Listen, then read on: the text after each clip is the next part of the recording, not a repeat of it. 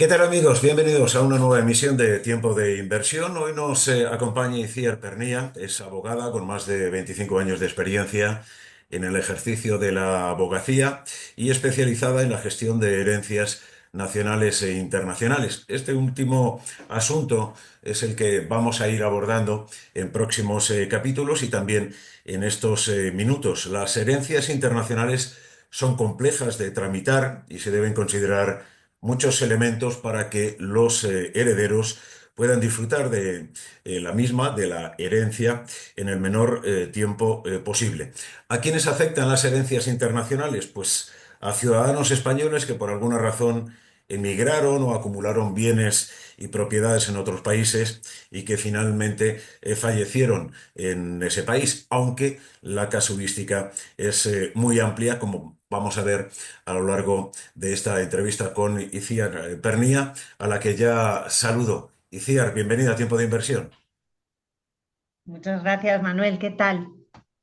Pues muy bien, arrancando este ejercicio 2025, mirando con perspectiva nuevas cuestiones que puedan interesar a todos aquellos seguidores de la plataforma de tiempodeinversión.com y de sus diferentes soportes, tanto en YouTube como en podcast, en las diferentes plataformas.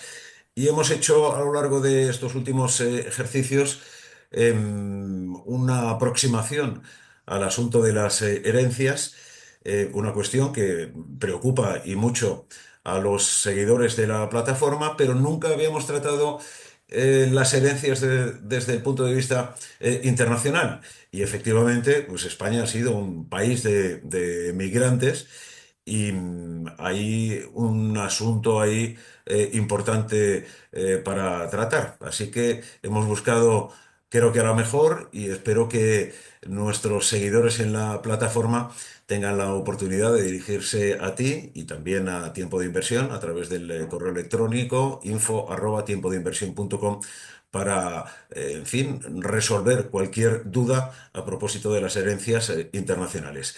Y Ciara, además creo que eres fundadora de Legal por Naturaleza también. Sí, así es. Legal por Naturaleza lleva ya más de 12 años en el mercado. Eh, y bueno, pues nos posicionamos desde el principio en este tipo de asuntos.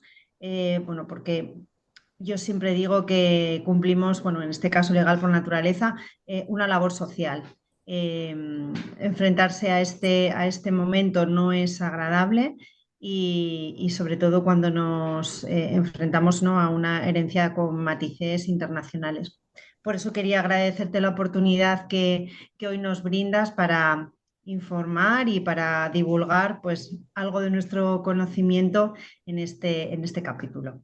Y Ciar, ¿cuáles son las particularidades de una herencia internacional, teniendo en cuenta que la casuística es muy diferente, pero hay particularidades que prácticamente bordean cada uno de los casos? Sí, yo partiría, o sea, nuestra piedra angular son las trabas principales que nos encontramos cuando una persona hereda bienes en dos países.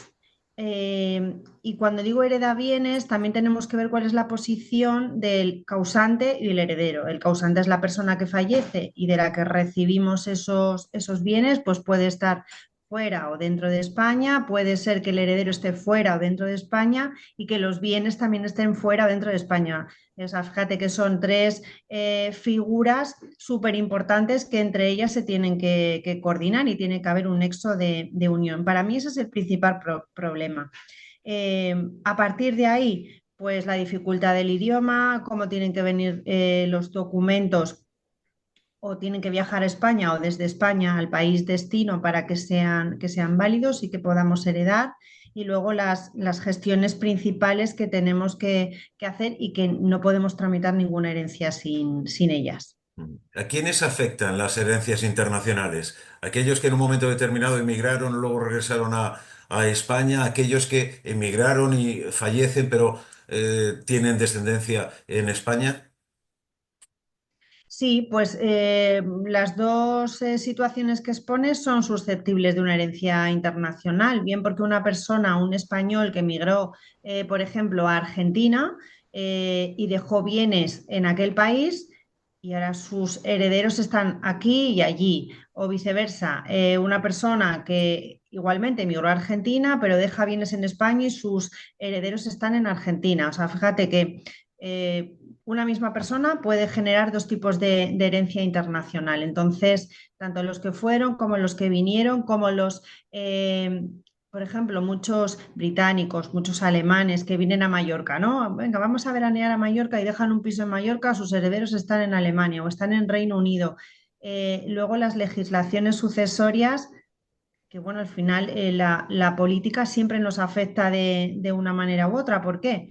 Bueno, pues porque las leyes cambian y afectan en un sentido u en otro a esta situación de herencia, ¿no? Y luego están las cuestiones fiscales que no son menos importantes para cualquier negocio jurídico, que al final esto también lo es. Iciar, ¿hay una regulación diferente, especial para las herencias internacionales, diferente a la que se aplica, en fin, a una herencia, nacional? Bueno, partimos de la legislación sucesoria española y también debemos tener en cuenta la legislación sucesoria de los países donde puedan estar esos bienes o donde pueda estar ese heredero. Quizás el documento más importante para iniciar una tramitación de sucesión es el testamento. No todas las personas hacen testamento previo a su fallecimiento. Bueno, pues muchos porque no les apetece hablar de ese momento, otras pues por dejadez, otras porque hice un testamento pero luego la vida ha ido cambiando y no lo he actualizado, con lo cual lo más importante cuando fallece una persona y llega algún heredero a nuestro despacho, lo primero que preguntamos es ¿y dónde ha fallecido? ¿Quién ha fallecido? O sea, de quién es la persona de la que vas a heredar y si tiene testamento o no lo tiene. ¿Y por qué es tan importante este primer documento? Porque puede estar recogido si ha hecho el testamento según la legislación sucesoria española o a lo mejor lo ha hecho conforme a otra legislación sucesoria del país en el que vive, del país de su nacionalidad y ni siquiera lo sabe. Eso ya nos va a dar noticia de cómo tenemos que repartir esa herencia. O sea, ese sería el primer enigma a dilucidar, si tiene testamento o tenemos que hacer una declaratoria de herederos, un acta de notoriedad. Y a partir de ahí, quiénes son los herederos, dónde están los bienes y seguimos buscando Es muy o diferente. desgranando, mejor dicho. Sí. Iciar, es muy diferente, afecta de manera diferente, un testamento que se ha hecho en, otro país, con respecto a España. Sí. Eh, a ver, podemos poner dos ejemplos, uno Australia y otro Reino Unido. A ver, por ejemplo, Australia nos permite que los bienes, primero los bienes los hereda todos el cónyuge y podemos indicar en un testamento australiano que los bienes, si por ejemplo una persona ha dejado bienes en Australia y bienes en España, que los bienes de España rijan por la legislación sucesoria española y el testamento español y el australiano por el de su nacionalidad. Sin embargo, si nos venimos a España, España nos va a decir que no, que tenemos que tener un único testamento en el que rija una sucesión o la otra. Y, por ejemplo, si nos vamos al Reino Unido y después del Brexit, no es lo mismo una persona que tenga bienes inmuebles que no los tenga. Nos va a dejar, nos va a permitir que rija la legislación sucesoria española en un caso sí y en otro no. O sea, fíjate lo importantísimo que es el, bueno, el reconocer, ¿no? El pensar cuál es la legislación sucesoria más acorde para que nuestros herederos hereden en mejores condiciones y con los mínimos problemas posibles. En cualquier caso, el testamento es muy importante, nos facilita, llegado el momento, todo el proceso de aceptación de una herencia, en este caso internacional. Sin duda lo facilita, porque si nos vamos a una declaración de herederos, el primer paso, o sea, nos vamos a un momento anterior al del testamento. Tenemos que reconocer a quiénes son los herederos. Cuando en un testamento yo le puedo dejar, y ahí me voy a la normativa española, el tercio de legítima estricta, sí se lo tengo que dejar a mis herederos forzosos, pero todo lo demás lo puedo distribuir como quiera. Sin embargo, si me voy a una declaración de herederos, necesariamente van a tener que ser, además en el testamento se lo puedo dejar como quiera y a quien yo quiera. A lo mejor puedo dejarle a mi vecino, a mi sobrino o a mi, ¿sabes? A mi amigo o al señor que está, a las hermanitas de los pobres, por ejemplo, me lo invento. Pero, sin embargo, una declaración de herederos, tengo que ir necesariamente a los herederos forzosos y voy a repartir a partes iguales, ¿no? Y cada uno tiene que demostrar su interés legítimo en esa herencia, con lo cual empieza a complicar el proceso desde el minuto cero. En Entonces una es herencia importantísimo. nacional, el pago de tributos es un asunto también capital para los herederos. Entiendo que en una herencia internacional es mucho más complicado porque ¿dónde hay que pagar tributos, los impuestos, si aceptas una herencia internacional? A ver, el primero, los impuestos que van conexos a una herencia necesariamente es el impuesto de sucesiones y si heredamos bienes inmuebles, la plusvalía municipal. Eso no los vamos a poder evitar. Además, tenemos el impuesto sobre la renta, en el que también declaramos pues ese aumento de patrimonio que llega a nuestra vida.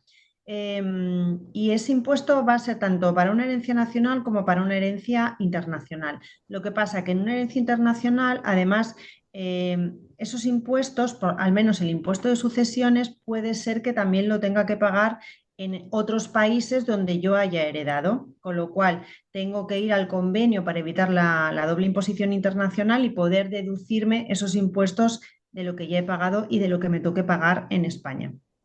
Además, tenemos que cumplir obligaciones fiscales adicionales con declaraciones informativas, impuestos para no residentes y demás. ¿Cuánto tiempo puede tardar el proceso de aceptación de una herencia internacional desde que, en fin, se produce el fallecimiento del titular de los bienes hasta que finalmente se ha recibido todo, se ha pagado todo, etcétera? Supongo que está en función también del país donde se produce, pero no sé si hay un tiempo, un año, más de un año, porque el procedimiento, por lo que estamos viendo, es complejo. Sí, a ver, España nos da un plazo de 6 meses para presentar y liquidar los impuestos que van conexos a la herencia, pero siempre nos permiten una prórroga de 6 meses adicionales. Precisamente está pensado para esto. No tiene por qué ser necesariamente una herencia internacional, pero sí que hay veces que, bueno, que se dificulta el proceso pues, por el número de herederos, documentos y demás, o por el tema de los bienes.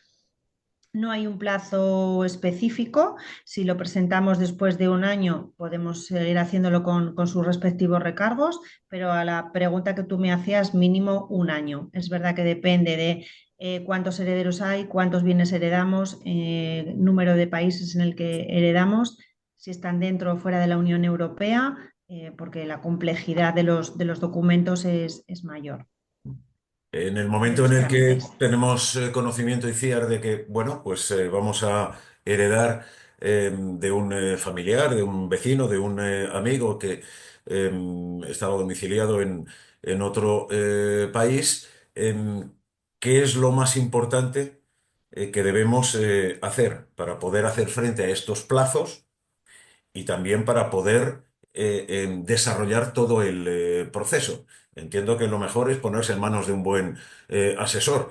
Eso para empezar, pero al margen de ponerse en manos de un buen asesor, porque me da la sensación de que si ya en España las herencias son complicadas, una herencia internacional, en fin, puede hacernos volvernos locos.